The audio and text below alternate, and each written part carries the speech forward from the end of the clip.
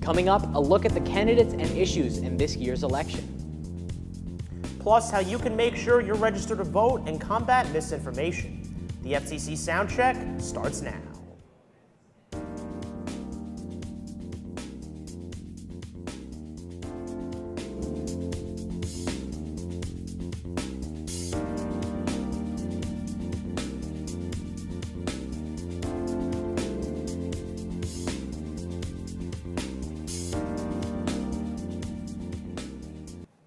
Hello and welcome to a special Promote the Vote edition of the FTC Soundcheck. I'm Jeff Kramer. And I'm Fernando Gomez. Election Day is one of the most important days for our country. It allows us to be able to use our voice and to be able to shape the future. Especially for those of us who are younger, it's important to vote for the changes we'd like to see, and it's important to know which candidates align with our personal values. Our Promote the Vote special is here to help you educate yourself on this year's candidates, their policies, and how you can make your voice heard. The 2024 presidential race has seen unprecedented developments from both sides. Vice President Kamala Harris is looking to become the first woman president. Meanwhile, former President Donald Trump, who is now a convicted felon, is pushing for a return to the White House despite facing numerous legal challenges. Security is on high alert during this year's election. In July, former President Trump survived an assassination attempt at a rally in Butler, Pennsylvania, and 2 months later there was another alleged assassination attempt at one of his golf courses in Florida. With all this, plus violence in the Capitol after the last election, there are security concerns around the presidential race. Daniel Garcia has more. Former President Trump, who lost to President Biden, has continued to deny the results of the 2020 election, claiming that it was stolen from him. This claim fueled the January 6th insurrection at the U.S. Capitol, where thousands of Trump supporters stormed the building to disrupt Congress from certifying the election results. Trump was later impeached for inciting the riot, but the Senate did not convict him. Are you now acknowledging that you lost in 2020? No, I don't acknowledge that at all. Throughout his campaign, including a recent stop in Uniondale, he has insisted that this year's victory should be too big to steal. In this year's election, Mr. Trump's opponent was initially Joe Biden once again, but Mr. Biden stepped down after he appeared confused and struggled to respond to questions during a debate in July. With Biden out, Kamala Harris stepped in as the Democratic nominee, but her candidacy faced immediate criticism. Many questioned whether she could unify voters. Harris's campaign has also been marked by controversy over her limited number of press conferences, leading to accusations of avoiding tough questions. Harris and Trump eventually met in a fiery debate where they clashed on issues ranging from economic policy to national security and immigration. In Springfield, they're eating the dogs, the people that came in. They're eating the cats. They're eating the pets of the people that live there. Again, the Springfield city manager says there's no evidence of that. Vice We'll President find Harris, out. I'll let you respond to the rest of what you've heard. You talk about extreme. A few weeks later, vice presidential candidates Democrat Tim Walz and Republican J.D. Vance held a more cordial debate, but conflicts arose when they were asked about the 2020 election. This was a threat to our democracy in a way that we had not seen. And it manifested itself because of Donald Trump's inability to say. He is still saying he didn't lose the election. I would just ask that. Did he lose the 2020 election? Tim, I'm focused on the future. Did Kamala Harris censor Americans from speaking their mind in the wake of the 2020 COVID situation? That is a damning non-answer. It's a damning non-answer for you to not talk about censorship. I'm Daniel Garcia, reporting. They're two very different candidates, but many voters are still undecided, including some Five Towns College students. Do you plan on voting in this upcoming election? Most likely not. Yes, I'll be voting in the upcoming election. No, I really wouldn't say I plan on voting on this upcoming election. No. Perhaps. And why not? Both parties, I feel, are very corrupt and not leading the nation towards any good future. I don't like how Trump has like a sort of like very fascistic vibe with his leaders, and Kamala, the Democratic Party, I feel, has just been very ineffective and hypocritical along with the Republican Party as well. I'm a little undecided simply because you have one candidate that I think is really good, but says things that are kind of off and kind of controversial. But then you have another one that hasn't necessarily convinced me yet. So I'm kind of on the fence right now, but we'll see. Maybe as we get closer to the election, I will be able to come up with a conclusion of who I want to vote for. Because I am just neutral in either factors. I don't really side with either of the parties. I think they both have some good views, and they also both have some bad views. And I don't really affiliate with either of them. Because I feel like it's a lose-lose situation. While the presidential election gets the most attention, other races are also on the ballot. Of course, the House and Senate pass laws that affect the whole nation and can support or oppose the president's agenda. 3 key House races on Long Island are attracting attention. In New York's 1st Congressional District, incumbent Republican Nick LaLota is seeking to defend his seat. LaLota, a first-term congressman, is campaigning on a platform that emphasizes his record of supporting law enforcement and advocating for lower taxes. Democrat John Avlon, a journalist and foreign political advisor, is positioning himself as a moderate voice advocating for health care reform and environmental policies. Over in New York's 2nd District, incumbent Republican Andrew Garbarino is known for his experience in state government. He's focusing on issues such as public safety and reducing government spending. His opponent, Democrat Rod Blubin, is relatively new to the political arena and is challenging Garbarino on issues like education, healthcare, and environmental policy. And in the competitive 3rd District, which is flipped blue after the expulsion of George Santos, Democrat Tom Suozzi, a longtime politician and former Nassau County executive, is defending his seat against Republican Mike LaPetrie. LaPetrie, former state assemblyman, is running on a conservative platform of fiscal responsibility, tax reduction, and economic growth. State Assembly and State Senate races are also happening this year. And before you think, why should I care? Remember, they're the ones who pass state laws like bail reform. They also fund our local schools and some of the roads we drive on. In the Dix Hills area where Five Towns College is located, the race for New York State Senate District 2 is heating up. Incumbent Republican Mario Matera, who has held the seat since 2021, is focusing his campaign on continuing his work to reduce taxes and create job opportunities for local residents. Democrat Craig Herskowitz is pushing a progressive agenda with a focus on healthcare reform, educational investments, and climate action. For the New York State Assembly, District 10 incumbent Democrat Steve Stern is emphasizing his experience and commitment to local issues, such as healthcare access and senior citizen support.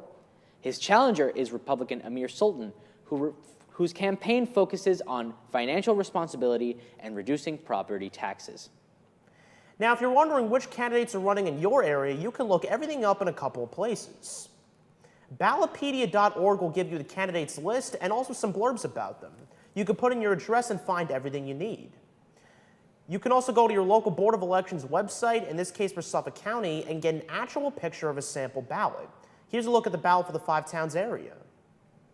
For president, you'll notice Kamala Harris and Donald Trump are each listed twice, Harris under the Democratic and Working Families parties, and Trump under the Republican and Conservative parties. You only need to fill in one bubble. It's kind of like a multiple choice test in high school. Right next to the president is the U.S. Senate race. Incumbent Kirsten Gillibrand on the Democratic line, facing off against Republican Mike Sapricone and independent Diane Sayre.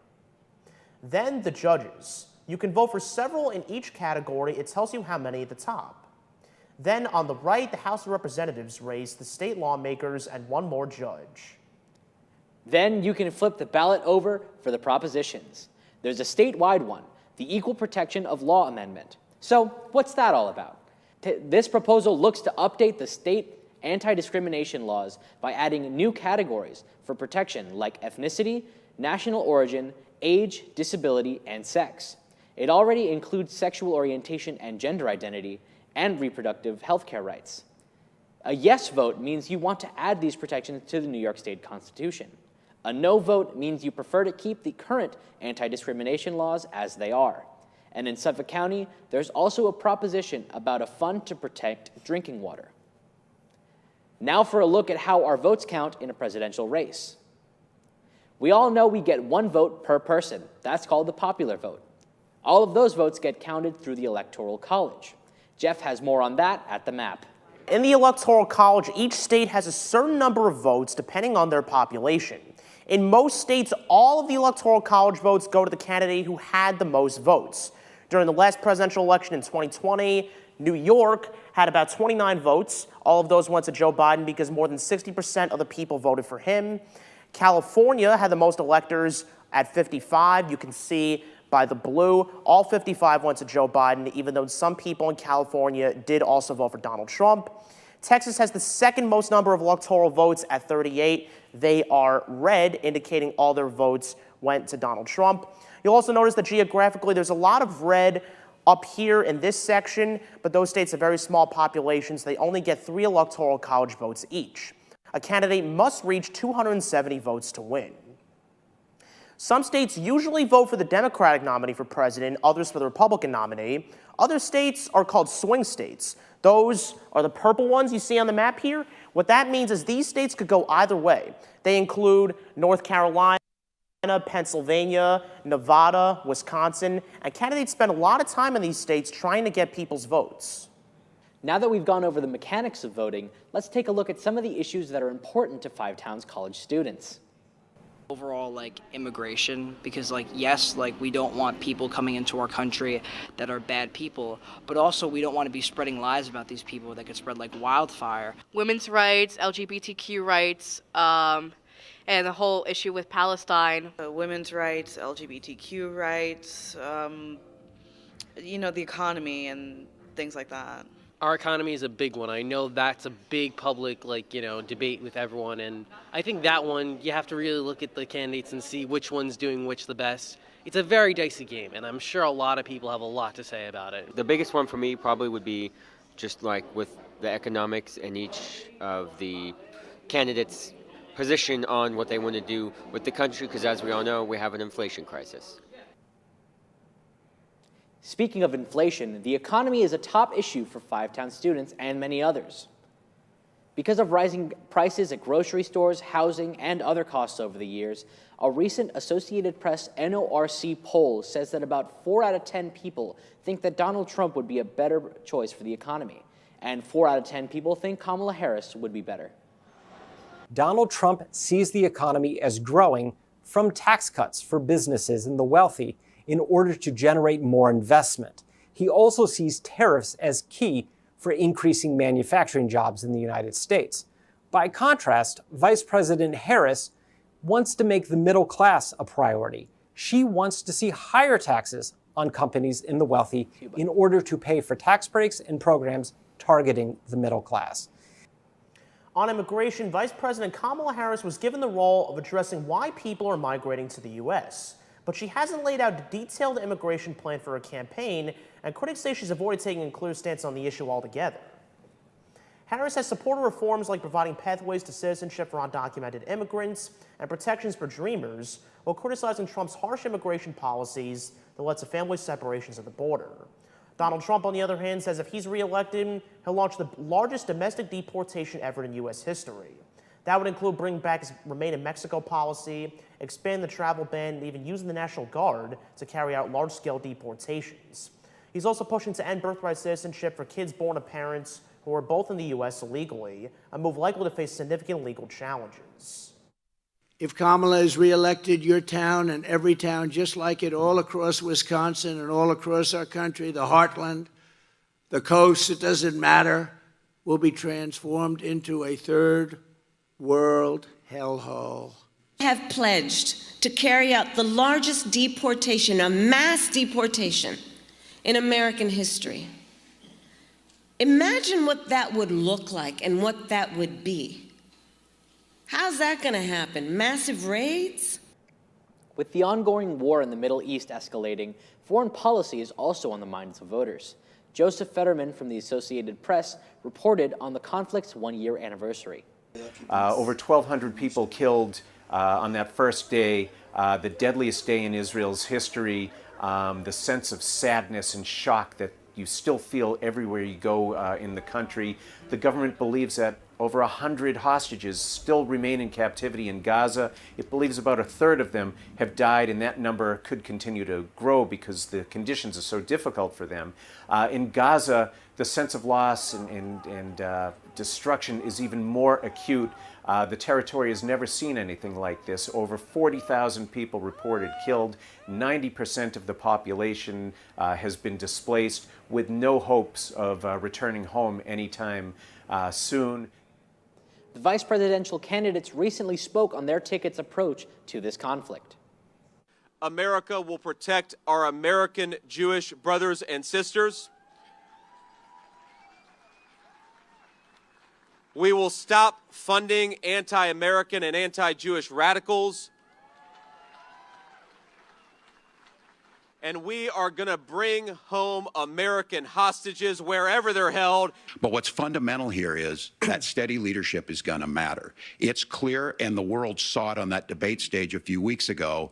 A nearly 80-year-old Donald Trump talking about crowd sizes is not what we need in this moment. On abortion, Donald Trump takes credit for the Supreme Court's ruling overturning Roe v. Wade in 2022, as 3 of his appointees were instrumental in doing that.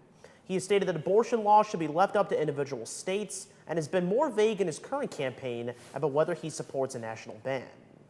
Kamala Harris has been a vocal advocate for reproductive rights, pledging to make abortion rights into federal law and supporting measures to protect abortion access at the state level. She has also framed the issue as one of personal freedom and autonomy.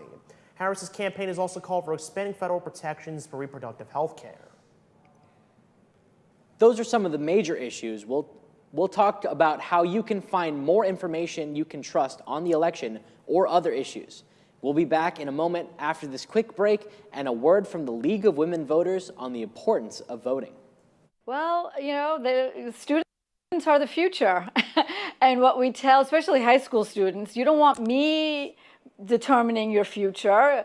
I mean, who I vote for isn't going to be necessarily who you want to vote for. Why do you want me, you know, to determine it? I have kids that are older than the students. What would you say is like the biggest reason people, young people, just any voters don't want to go to the polls? Really, they don't think their vote counts. Like, what difference does it make? But even in the last presidential election, how many states, you know, we have an electoral college when it comes to presidential elections. So it's by state. How many states one or the other candidate won by a few thousand votes? I mean, that's crazy. So every vote really does count. Hey, everybody. I'm Jeff Kramer, a senior here at Five Towns College and former president of the Student Government Association. This is the first time many of us are old enough to vote in a United States presidential election. And there are other races, too. If you have questions about the candidates, the issues, where to vote, how to make sure you're registered, or if you want a sneak peek of what your ballot will look like, catch our Mass Comm election specials on the FTC Soundstream Radio, on the Five Towns screens, and YouTube. Find links on the FTC Record Online or on the FTC website. Remember, every vote counts, so be informed and vote.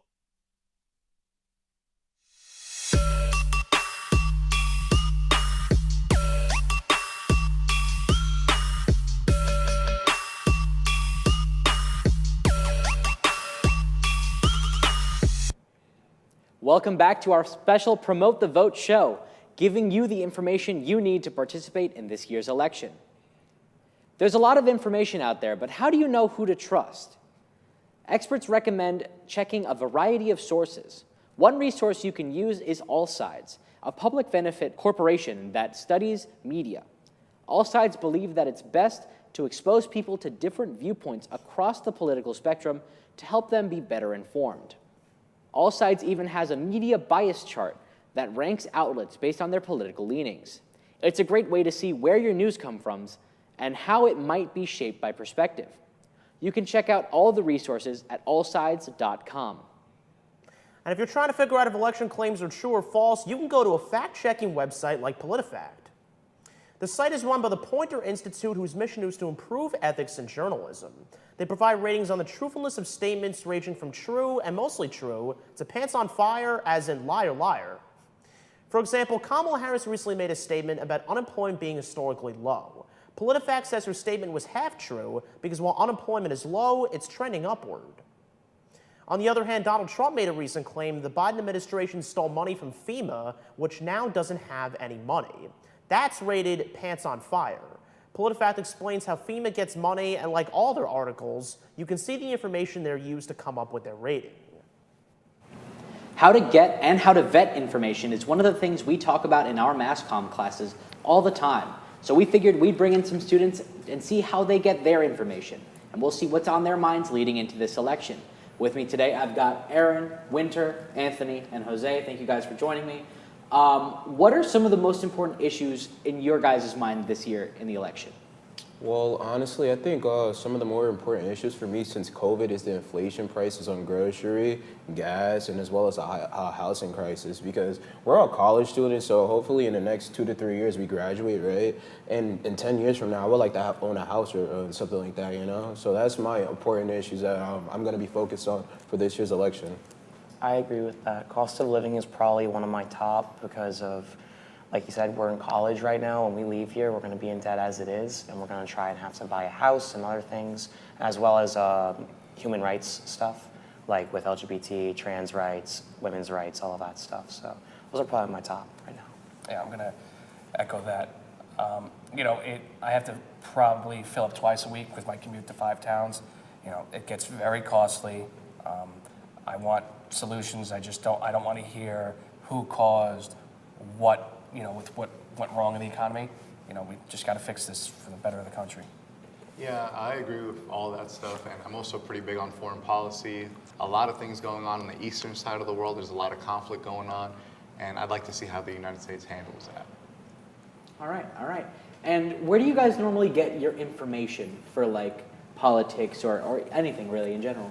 Well, usually I get my most of my information from like CNN, Fox, the news channel, as well as on X or Instagram. But when you use those social media platforms, you want to follow people from both sides, from both parties, political figure-wise, you know. So those are like my main sources that I get my information from.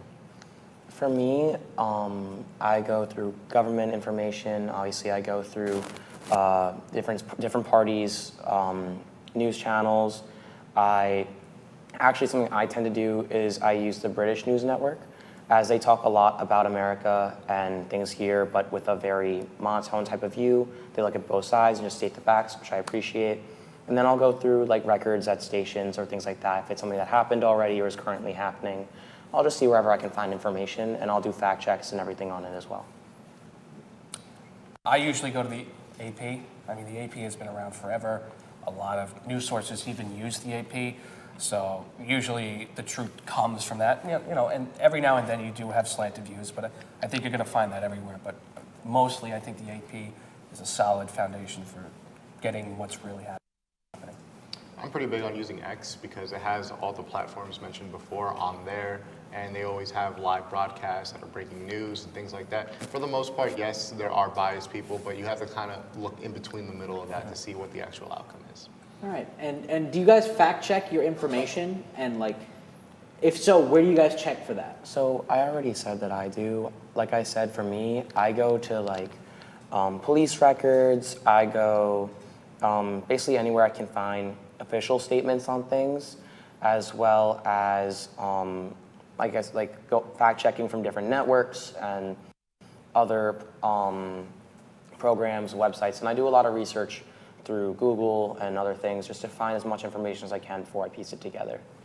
Well, since like AI has been like a popular thing going in this year, obviously 2024, you have to fact check things, even though X or Instagram has that within their social medias as a tool. You want to double back, and like the way I fact check things, I might take an article and like throw it in Google and try to find some of the more recent ones to see if it's true to match up with like the AP, as Anthony said, or even like Fox or CNN. So that's how I would usually fact check things. I feel that if you look at, I mean, you know, it also depends on local or national, but if you try and find press releases, whether that be from the police or an organization or something, like you also need to draw your own conclusions from things. The news can guide you, but 4 years ago, what I used to do was I'd pull stuff from CNN, pull stuff from Fox, and then try and find the truth somewhere in between those, and then go fact check what I pulled from both of them. I always look at the sources. If there's an article saying something about a political figure and no source, I'm not going to believe it. I also look at PolitiFact and stuff like that to kind of make my mind up. And that is important to use sources, definitely. Absolutely, guys. Well, thank you guys for joining us, and back to you, Jeff. Thanks, everyone, for that great discussion. And now a question, are you registered to vote? If you're not, you can go to vote.org and register online. If you're not sure if you're registered, you can check your registration status on the same website. If you live here on campus but are from another area, you can request an absentee ballot and mail it in. You could also request your absentee ballot on vote.org. You need to do so by October 26th. Ready to cast your vote early? Early voting in Suffolk County starts on October 26th and runs through November 3rd. You can vote at any early voting site in Suffolk County, no matter where you live. Just bring a valid ID and check the schedule for your selected location. For a full list of early voting sites and hours, visit the Suffolk County Board of Elections website. The Mass Comm department will be hosting an election night watch party on November 5th from 8 to 10 p.m. Join us for live coverage, updates, and results as they come in. Well, Nando, I got to tell you, I am very excited that the Mass Comm department is doing a live broadcast on election night. Me and you are going to be part of it. Absolutely. So many people are. I'm just really excited just to be in the action of it all. Absolutely. I think it's going to be a lot of fun. You know, it's going to be a big first for the department. Oh, yeah. And, you know, I think we're going to put a lot of effort into it, and it's going to be great. Yeah, well, I can't wait to do it with you, pal. Me too, buddy. That's all for our special Promote the Vote edition of the FTC Soundcheck. We hope you have found this very informative. I'm Jeff Kramer. And I'm Fernando Gomez. Thanks for watching.